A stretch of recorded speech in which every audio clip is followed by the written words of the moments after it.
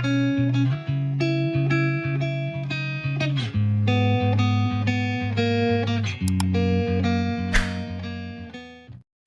datang di Novella Channel. Terima kasih sudah mampir di Novella Channel. Bantu untuk klik tombol subscribe dan like untuk berkembangnya channel ini. Dan jangan lupa untuk nyalakan loncengnya agar selalu mendapatkan notifikasi terbaru dari Novella Channel. Silahkan menikmati cerita novel favorit Anda. Mari kita lanjutkan kembali kisah novel Aiden Enzo Kehidupan Super episode 72 bersama Novella Channel. Selamat mendengarkan. Masih bersama Novella Channel. Mari kita lanjutkan.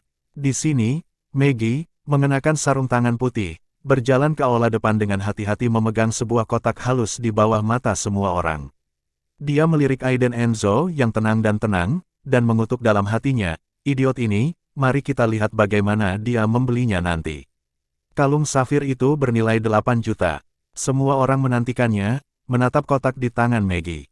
Lihat saja kemasan kotaknya, Anda tahu harganya sangat mahal. Apakah itu kalung safir di sini? Banyak orang diam-diam menghela nafas di dalam hati mereka, dan pada saat yang sama lebih membenci orang seperti Aiden Enzo. Tidak berguna, mengapa dia harus berpura-pura menjadi tuan muda yang menjalankan toko perhiasan? Kami datang. Reganio Bay terlihat sangat bersemangat, ini adalah kesempatan bagus baginya untuk bertindak agresif, jadi tentu saja dia tidak bisa melepaskannya, sangat keren mengirim orang bodoh ke sini sebagai batu loncatan untuknya. Melihat sudut mulut Maggie sedikit terangkat, di bawah mata semua orang yang iri dan bersemangat, dia dengan hati-hati membuka kotak itu, dan kalung safir yang sangat cerah muncul di pandangan semua orang. Keren, suasana mewah, mahal, ini adalah suara bulat dari semua. Maggie tidak bisa menyembunyikan kesombongannya, bahkan dia merasa sangat bangga pada dirinya, ini adalah harta karun toko, kalung safir. Maggie bahkan membayangkan bahwa suatu hari, pacarnya membeli kalung ini untuk dirinya, lalu memakainya sendiri di pesta pernikahan, pasti sangat romantis. Semua orang mengklik lidah mereka dengan takjub. Wow, ini kalung safir. Sangat indah. Ini pasti angsa putih yang mulia. Aku benar-benar ingin membelinya, aku sangat menginginkannya. Suamiku, belikan untukku. Mau beli apa? Nggak lihat harganya. Lebih dari 8 juta. Seru penonton dibuat kewalahan dengan harga kalung safir ini. Lebih dari 8 juta. Hanya sebuah kalung, terlalu mahal. Kecuali generasi kedua yang kaya raya, siapa yang berani membelinya? Siapa yang bisa membelinya? Tidak heran kalung ini tidak dijual di toko. Semua orang memandang Aiden Enzo, dan seseorang dengan sinis berkata, "Hei, anak muda, bukankah kamu baru saja mengatakan bahwa kamu pasti membeli yang paling mahal jika kamu ingin membelinya? Sekarang Tuan Muda Bay telah mengeluarkan yang paling mahal.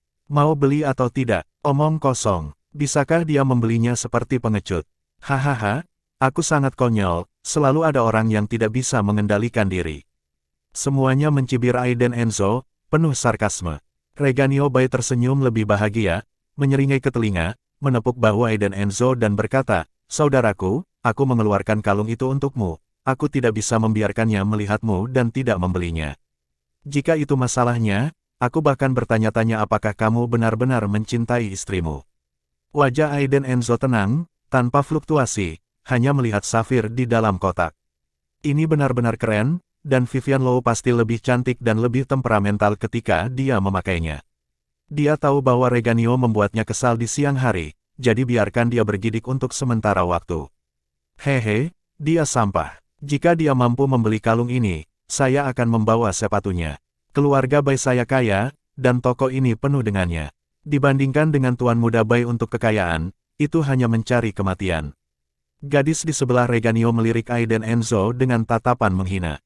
Sekarang, Reganio Bay memeluknya dan menciumnya, "Masih sayangku bahwa kamu memiliki visi untuk memilih pacar sepertiku, dan pria yang tidak berharga seperti dia hanya sampah." Vivian Low tidak bisa mendengarkan lagi, dia berdiri saat ini dan berteriak kepada mereka, "Apa yang kalian bicarakan? Bukan urusan kalian apakah suamiku punya uang. Dia bisa membeli apapun yang dia inginkan untukku, bahkan jika dia membelikan saya yang murah saya juga senang." Aiden Enzo tertegun, menatap Vivian Low yang sangat marah untuk pertama kalinya, sudut mulutnya terangkat, dan hatinya sangat hangat. "Ayo pergi, kita tidak akan membelinya, toko yang rusak, memandang rendah orang." Vivian Low berbalik dan hendak pergi sambil memegang lengan Aiden Enzo. Namun, Reganiobai membujuk dan berkata, "Hehe, idiot. Kamu tidak mampu membelinya dan masih berpura-pura berada di sini, dia pasti meminta istrinya untuk menyelamatkan muka untuknya." Aiden Enzo ini memiliki rasa bersahaja di dalam dan luar dari atas ke bawah. Tepat ketika semua orang mencibir Aiden Enzo meraih tangan Vivian Low, tersenyum padanya dengan lembut dan berkata, "Vivian, kamu adalah istriku, dan istri Aiden Enzoku akan cocok dengan yang paling mahal, belilah, bukan karena saya tidak mampu membelinya." "Aiden Enzo, kamu?" Vivian Low menatap Aiden Enzo dengan tatapan kosong dan ingin mengatakan sesuatu, tetapi disela oleh yang terakhir. "Tidak apa-apa, jangan khawatir, ini bukan pertama kalinya kamu bertemu denganku." Aiden Enzo menggaruk hidung manisnya, lalu berbalik untuk melihat Reganiobai dan berkata, "Berapa harga kalung safir ini?" Vivian Low tercengang. Dia tahu bahwa Aiden Enzo punya uang sekarang, tapi dia tidak tahu berapa banyak. Mungkinkah dia bertemu ayah mertuanya secara pribadi? Kalau tidak, mengapa Aiden Enzo kaya sekarang? "Saya akan menghapus pecahan untuk Anda, 8 juta, satu harga." Pada saat ini, Reganiobai berkata dengan murah hati, dia tidak percaya Aiden Enzo mampu membelinya sama sekali, jadi bagaimana jika dia menghapus kembaliannya? Ketika semua orang mendengar ini, mereka semua tercengang. Apakah ini ibu kota orang kaya? Bisakah sebagian kecil dihapus seperti ini? Sebagian kecil dari 230.000. Namun, mereka tidak terlalu memperhatikannya, dan semua perhatian mereka tertuju pada Aiden Enzo. Si bodoh ini benar-benar akan membelinya. Lebih dari selusin pelanggan menggelengkan kepala diam-diam, si idiot ini jelas berusaha memancingnya ke dalam jebakan. Jika Anda benar-benar membelinya, itu tidak rugi sama sekali, tetapi Anda akan memuji Reganiobai atas ketajaman bisnisnya. Jika Anda tidak membelinya, maka Reganiobai bisa sangat mempermalukan orang bodoh ini. Tidak ada yang mengatakan apapun untuk menghentikan mereka, mereka semua menonton pertunjukan. "Tutup, ini satu-satunya," kata Aiden Enzo dengan tenang. "Oke, Maggie, bungkus untuknya. Saya ingin melihat bagaimana orang ini akan membayar nanti, apakah itu menjual rumah atau menjual ginjal." Reganiobai menyeringai-menyeringai, nada sarkasmenya melampaui kata-kata. Maggie sedang bermain dengan ponselnya dan menyiarkannya secara langsung di grup. Ketika dia mendengar apa yang dikatakan Tuan Muda Bai, dia meletakkan ponselnya dan bertanya, "Tuan Muda kedua, apakah itu benar, mungkin istrinya punya uang untuk membelinya?" Sementara Maggie sedang mengemasnya dengan hati-hati, Terviobai sedang menonton siaran langsung di grup di sana, berkeringat deras, "Aku akan mati. Bagaimana bajingan seperti itu bisa terjadi? Itu Tuan Muda Enzo." Terviobai benar-benar terburu-buru, dan terus mendesak pengemudi untuk bergegas ke cabang. "Anakku sangat bodoh. Jika ini menyinggung Tuan Muda Enzo lagi, keluarga Bai-nya bisa menghilang dari ibu kota. Jika Anda kembali, Anda harus membatasi si idiot Reganiobai." Di toko, Maggie juga mengemasnya, dia melirik Aiden Enzo dan bertanya, "Bayar?" Aiden Enzo mengangkat bahu dan menyentuh saku celananya. Bagaimana dengan kartu saya? Kamu tidak membawa kartu bankmu, kan?" Reganiobai hampir tidak bisa menahan tawanya, anak ini sangat lucu. "Tunggu." Aiden Enzo juga sedikit malu, dan menyentuh sakunya lagi. "Masih tidak ada. Ups, dompet tertinggal di villa." Suasana membeku. Dalam sekejap, ledakan tawa pecah. "Kamu terlalu lucu, bukan? Bukankah kamu membawa kartumu ketika kamu pergi?" Reganiobai tertawa pada saat ini. Pelanggan di sekitar dan para pelayan di toko juga tertawa. Ini adalah kura-kura darat. Sial, itu terlalu memalukan. "Hei, pemuda itu masih muda, dan dia bersikeras untuk menghadapi orang lain secara langsung. Sekarang dia akan menabrak batu. Ini sangat memalukan, aku tidak tahan lagi." Sekelompok orang tertawa dan mengejek. Aiden Enzo juga sangat tidak berwajah, dan itu semua karena dia datang terlalu tergesa-gesa. Bagaimana melakukan? Vivian Low berdiri pada saat ini, berdiri di depan Aiden Enzo, dan berteriak kepada mereka, "Apa yang kamu bicarakan?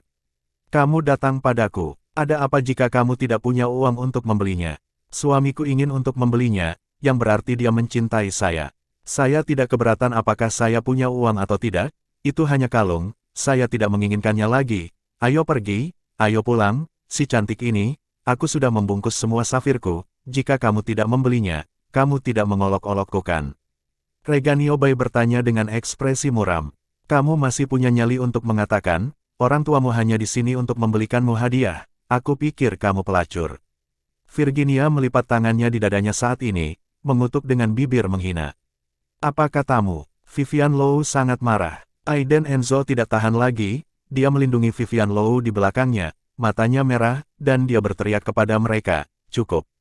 Jangan memfitnah istriku, aku akan pergi mengambil uang sekarang, bersenang-senanglah bahkan jika kamu tidak punya uang. Ambil foto pasangan ini dan posting di internet. Sama seperti semua orang mengkritik Aiden Enzo dan Vivian Low, sebuah mobil menderu menuju pintu toko. Pintu mobil terbuka, dan seorang pria parubaya berlari keluar dari mobil dengan panik, hampir kehilangan sepatunya.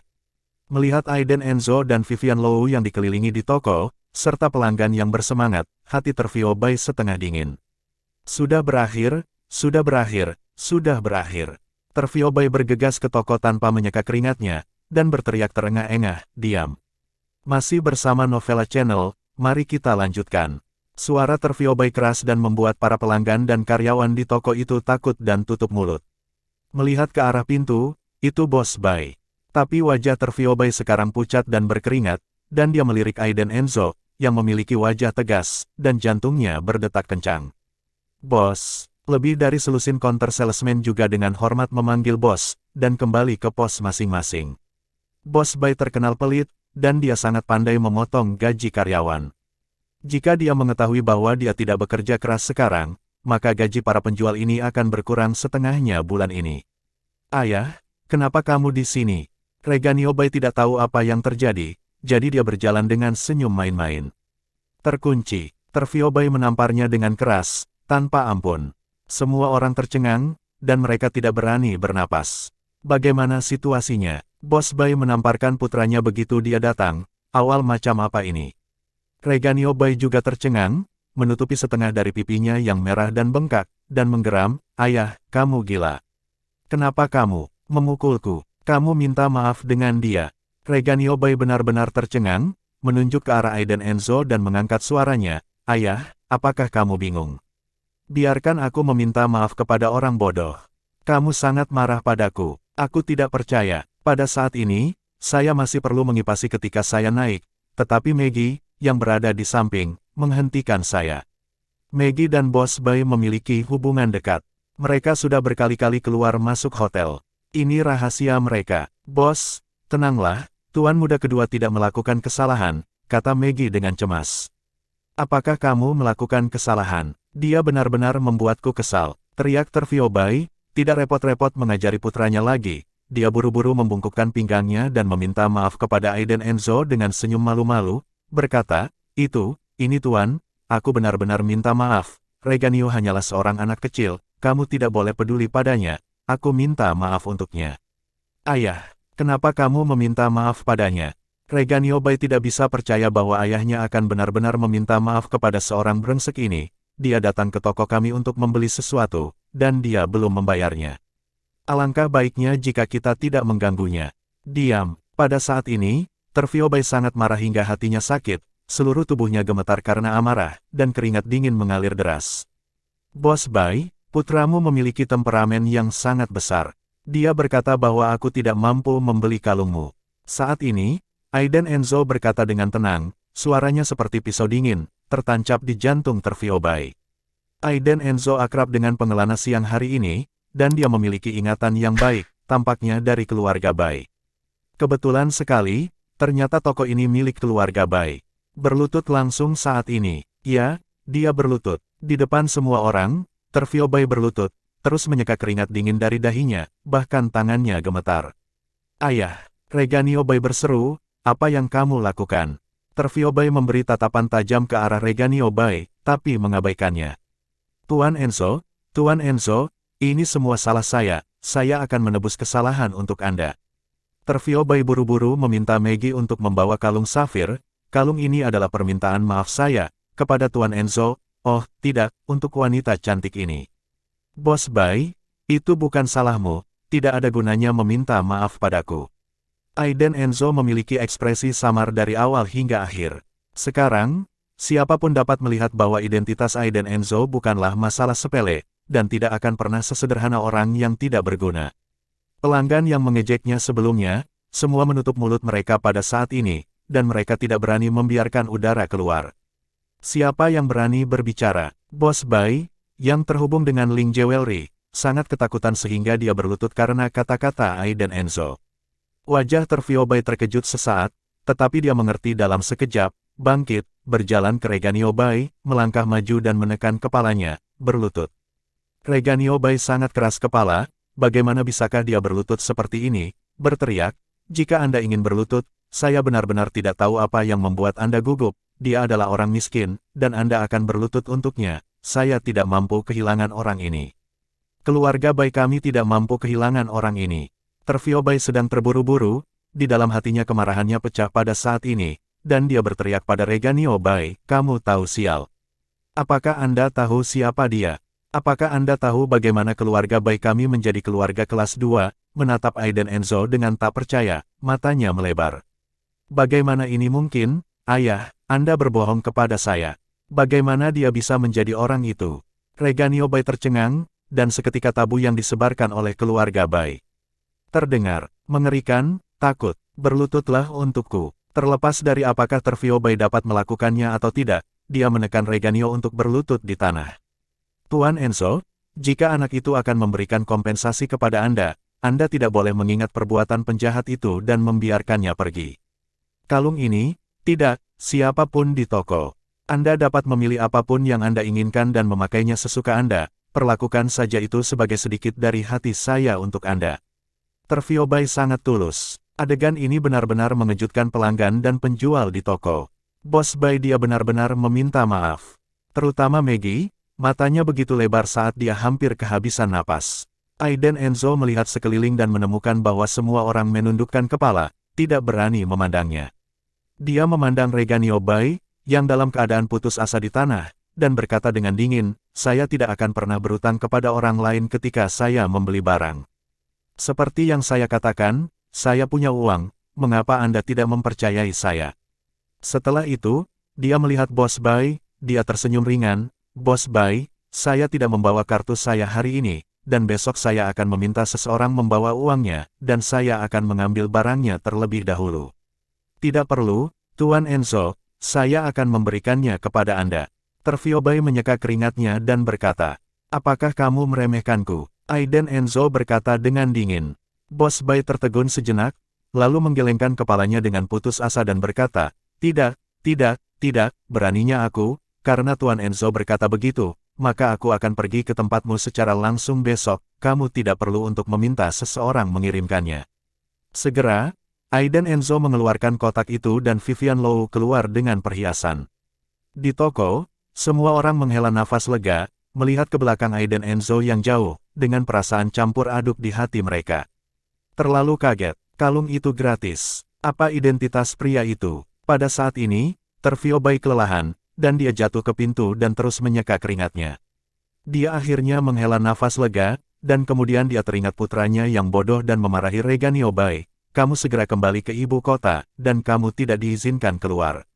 Jika kamu berani keluar, kamu akan merusak milikmu. Reganio Bai membenci. Dia bangkit, melirik Ai dan Enzo yang jauh, dan memelototi ayahnya lagi, lalu meninggalkan cabang dengan rasa malu dan marah. Dia sebenarnya adalah Tuan Muda Enzo, bagaimana bisa? Kenapa dia di Sangjiang? Keluar dari pintu di sini, Vivian Low masih dalam keadaan linglung, dia langsung meraih Ai dan Enzo yang hendak mengemudi, mengerutkan kening, dan berkata dengan curiga, Ai dan Enzo, katakan padaku, apakah kamu tahu itu Bos Bai? Sekarang dia lebih dan lebih nyata. Semakin saya tidak mengerti Ai dan Enzo, apakah keluarganya benar-benar hanya menjalankan restoran? Mengapa pemilik toko perhiasan berlutut saat melihat Ai dan Enzo? Apakah mereka saling kenal sebelumnya? Ai dan Enzo membuka pintu mobil dan berkata, oh, Anda mengatakan bahwa Bos Bai, mari kita hitung, dia berhutang uang kepada saya. Dia berhutang uang kepada Anda. Berapa? Vivian Low bahkan lebih curiga. Tidak banyak, mari kita kembali dan membicarakannya. Ai dan Enzo menyeringai dan berkata, menarik Vivian Low ke dalam mobil. Melihat kembali ke villa, Geraldine Sol merenung selama sehari di rumah, terutama untuk identitas Ai dan Enzo, dia selalu memikirkannya. Tidak, saya tidak bisa seperti ini, status saya di keluarga ini sangat terancam. Geraldine Sol menjadi semakin marah saat dia memikirkannya. Di satu sisi, dia takut pada Aiden Enzo, dan di sisi lain, dia khawatir dia tidak berhak berbicara di rumah. Jika villa ini punya nama sendiri, maka semuanya akan lebih mudah. Jika Vivian Low tidak lagi melindungi Aiden Enzo, dan bahkan membenci Aiden Enzo, itu akan membunuh dua burung dengan satu batu. Hei, Guora Low, katakan padaku, apakah villa ini menghabiskan uang Vivian? Mengapa Aiden Enzo memperlakukanku seperti itu? Geraldine Sol duduk di sofa dengan marah, menatap Guora Low yang sedang bermain kaligrafi dan melukis. Hei, kataku, apa yang kamu pikirkan sepanjang hari?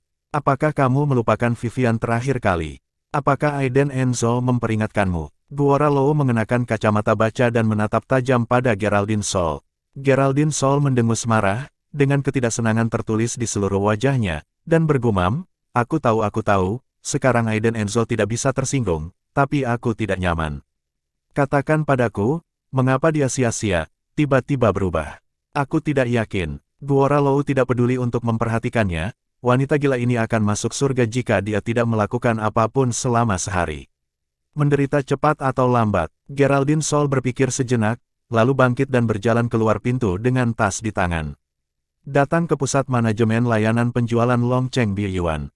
Begitu memasuki pintu, seorang wanita yang sopan dan cantik menyapa dan bertanya sambil tersenyum, "Halo, apa yang bisa saya bantu?" "Oh, saya tinggal di Istana No.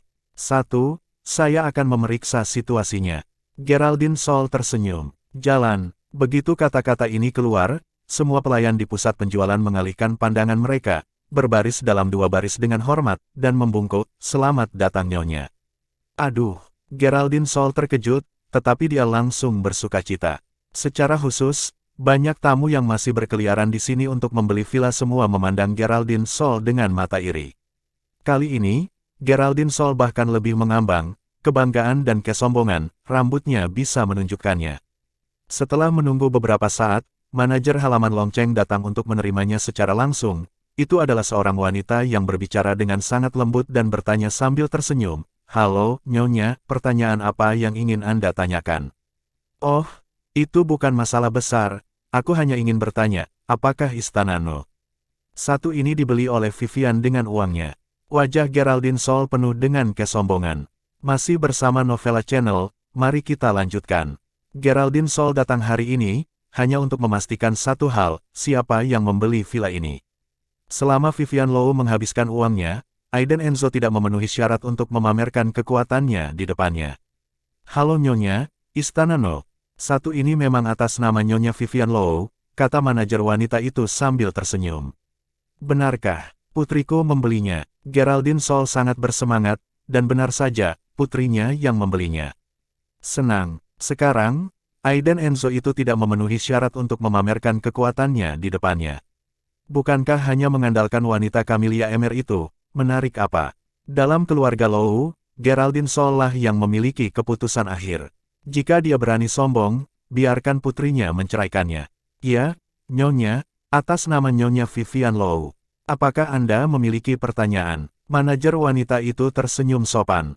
"Ya, saya ingin bertanya, apakah villa ini masih memiliki nama?" "Tambahkan nama saya." Geraldine Sol sangat bersemangat dan cemas. Selama namanya ditambahkan ke villa, dia adalah pemilik sah villa tersebut, dan dia bisa sejajar dengan Aiden Enzo.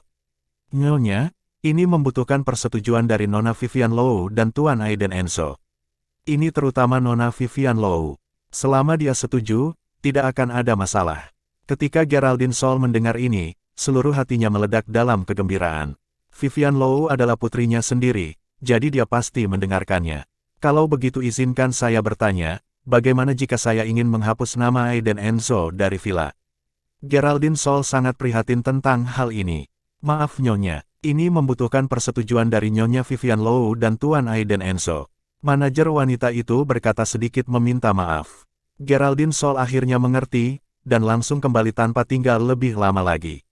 Begitu dia kembali ke villa, dia tidak sabar untuk menarik Guora Low dan berkata, "Guora, saya menemukan bahwa villa ini atas nama Vivian, dan itu adalah Vivian yang membelinya, jadi Aiden Enzo pasti telah mempermainkannya. Mari kita Vivian menambahkan namanya. Kali ini, kamu harus bersatu denganku, dan kamu tidak boleh membiarkan anak itu mencuri properti keluarga kita. Geraldine Sol mengetahuinya dalam perjalanan pulang. Aiden Enzo, anak ini, sedang merencanakan kejahatan apa? Apakah Anda menatap investasi 1 miliar? Itu tidak baik. Guora Lou tertegun sejenak, dan bertanya dengan curiga, benarkah? Izinkan saya memberitahu Anda, meskipun Aiden Enzo ini agak tidak bisa dimengerti, tetapi anak ini pasti tercekik, mungkin dia berencana untuk bermain bersama Vivian, bukan? Itu investasi 1 miliar yuan, kita harus menemukan cara untuk menyelesaikannya. Guora Lou sedikit ragu-ragu, apa yang ditunjukkan Aiden Enzo dalam kasus Vivian Lou terakhir kali bukanlah cara orang biasa. Geraldine, kamu harus memikirkannya. Aiden Enzo bukan pengecut, kita tidak tahu apa-apa tentang dia. Jika kita menyinggung perasaannya, apa yang harus kita lakukan? Menantu selama 3 tahun, dan Guora Lou benar-benar tidak tahu apa-apa tentang Aiden Enzo selama 3 tahun terakhir. Siapa anak ini? Kulit Geraldine Sol menjadi gelap, dia mengertakkan gigi dan mengambil keputusan, dan berkata, jangan khawatir tentang itu, saya akan mengurusnya jika terjadi kesalahan. Bagaimanapun, kali ini, saya harus memperlakukan Aiden Enzo ini dengan baik. Dan beritahu dia bahwa di keluarga ini, Geraldine Sol adalah tuannya. Setelah meninggalkan toko perhiasan, Aiden Enzo mengantar Vivian Lou kembali ke perusahaan. Pada saat itulah 7 atau 8 pria bertato mendobrak gerbang perusahaan farmasi Bikan, dan mereka bergegas masuk bersama orang-orang di sepanjang jalan. Vivian Lou. Siapa Vivian Lou? Keluarlah untukku. Pemimpinnya adalah seorang pria setinggi sekitar 1,8 meter, dengan tato di lengannya dan kemarahan di matanya. Kejadian itu terjadi secara tiba-tiba, karena cukup banyak orang kuat, dan momentumnya sangat besar, dan langsung menarik perhatian orang-orang. Beberapa satpam juga bergegas mendekat, berhenti di depan mereka, dan berteriak keras, siapa kamu? Keluar, jika kamu tidak keluar laporkan ke polisi. Tiba-tiba, seluruh lantai pertama perusahaan menjadi kacau balau. Orang ini benar-benar berani memukul orang. Dan caranya kejam. Sial, aku hanya di sini hari ini untuk menemukan orang yang bertanggung jawab atas perusahaanmu. Serahkan sisanya padaku. Pria kuat itu memegang tongkat baja berdarah dan menunjuk ke 4 atau 5 penjaga keamanan yang menggigil di depannya. Momentum itu sangat sengit. Gerakan di sini juga dengan cepat sampai ke telinga Melanie. Direktur Vivian, ini tidak baik. Seseorang datang ke perusahaan untuk membuat masalah. Melanie buru-buru berlari ke samping dan memanggil Vivian Lou. Aku akan segera ke sana. Vivian Lou berada di bawah gedung perusahaan ketika dia menerima telepon, mengerutkan kening, dan menginjak sepatu hak tinggi dan dengan cepat naik lift ke lantai perusahaan. Aiden Enzo mengikuti di belakangnya, dan segera mengejarnya, Vivian, tunggu aku. Pada saat ini, perusahaan sedang dalam kekacauan, dan 7 atau 8 orang kuat yang datang untuk membuat masalah sedang menghadapi penjaga keamanan. Berhenti. Di depan wajah Vivian Lou cemberut, dia pertama-tama meminta satpam yang baru saja terluka untuk dikirim keluar, dan kemudian berdiri di depan staf, dijaga oleh beberapa satpam. Kamu adalah ketua Bikan yang baru, Vivian Lou. Pria kuat itu melihat seorang wanita cantik di seberangnya, jejak keserakahan muncul di sudut matanya, tetapi dia dengan cepat menutupinya.